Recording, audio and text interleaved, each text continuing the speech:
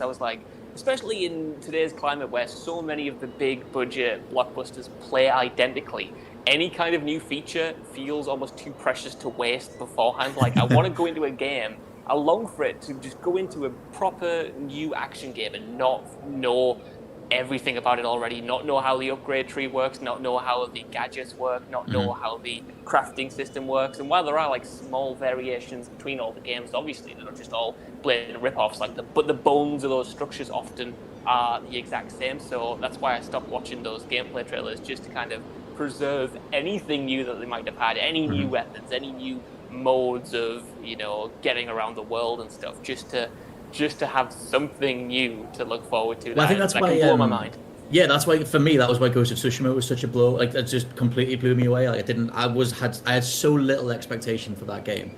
Just thinking it was going to be this Assassin's Creed ripoff and nothing else. And there was so much heart and like purpose behind it, and the wind mechanic and whatever else. We did a whole podcast on it, but that was the thing. I know it's not fun, but that was the thing of like discovering that game bit by bit that I absolutely loved. It's such good wind, mate. It's the best wind you've ever seen. Next question from Emmett Cleary, who says, what is the best forgotten beat-em-up? Theirs would have to be Rival Schools or Bloody Roar. This might be too hard if you don't have unknown beat-em-ups off the top of your head. I would totally back Bloody Roar, though. I wish they did a new age version of that. It was just like Tekken style, except that you could morph into these giant creatures. There was a giant beetle you could be, giant blue beetle. I haven't played it in like 20 years, but that thing was brilliant. I don't know if Mortal Kombat Shaolin Monks. Shaolin Monks, yes. Monks is bloody awesome. Played that technically with my not a beat 'em up, but we will allow it. How would you class a beat 'em up? Like what? Well, I guess if it's best forgotten beat 'em up, they then cited fighting games. But beat 'em up is usually like the brawler stuff, which is kind of its own thing. I don't know if Shaolin Monks. I thought that was Shaolin Monks. You just give it like Tekken Force mode or like Streets of Rage or something like that. That's like brawler or a beat 'em up. I don't remember any right now, but I'm just gonna say play Glover. No, we're not gonna play Glover. Not again. There was something that was on the original Xbox called Tao Feng Fist of the Lotus. That would be my go-to. I used to just hoover up beat 'em up. You know what? Jedi Power Battles to me feels like a beat 'em up, so I'm gonna say that. We've sort of just blurred beat 'em ups and brawlers. They said beat 'em up, which is beat 'em up and brawler. It's separate to fighting game, but then they cited fighting games. It's all good. They're all good guys. It's fine. You beat a lot of people up in the mall.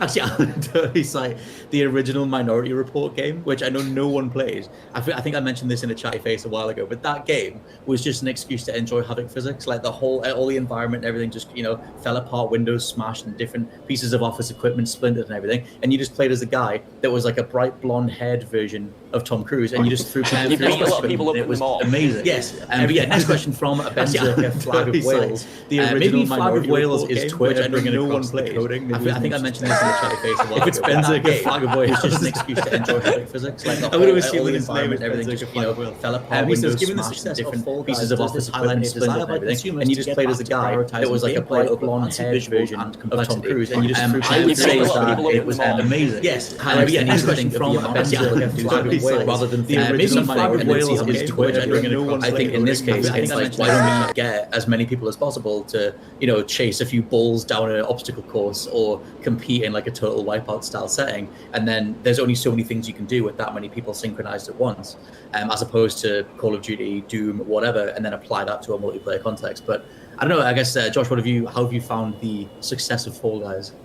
I suppose it's obviously going to remind everyone of the success of Rocket League, which also debuted. Well, you were going to say Doritos Crash Course there, but we'll get to Doritos Crash Course, mate. That's on its way. But like Rocket League was kind of similar. I remember having the exact same conversations around that time, where that was so simplistic but so addictive and so good and so complex that it became this genuine phenomenon at the time. And I feel like Fall Guys, not only because it's also on PlayStation Plus, is experiencing something similar, because everyone's jumping in, everyone's just having fun in what's ostensibly a quite simplistic game and having loads of fun with it. But I think it doesn't necessarily, confirm for me that everyone wants this style of game. It's more just confirming that this style of game can exist. We've had successes like this, and I would actually lump in Animal Crossing New Horizons with this similar style, where it's not about the visuals, it's just about like a set of mechanics and having fun within that system.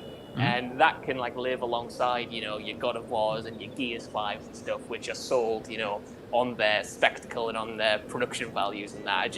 I feel like in the 2010s, in the early 2010s, we kind of lost our way and everything had to be this kind of pristine technical powerhouse. But now, with the likes of Fall Guys, with Rocket League, with Animal Crossing, with Fortnite and stuff like that, we've got all of these examples where you just give someone a robust set of mechanics and a nice and appealing art style, and you can have like mammoth success off it. You don't need to spend $80 million in 4 years of time producing something just to get a financial success.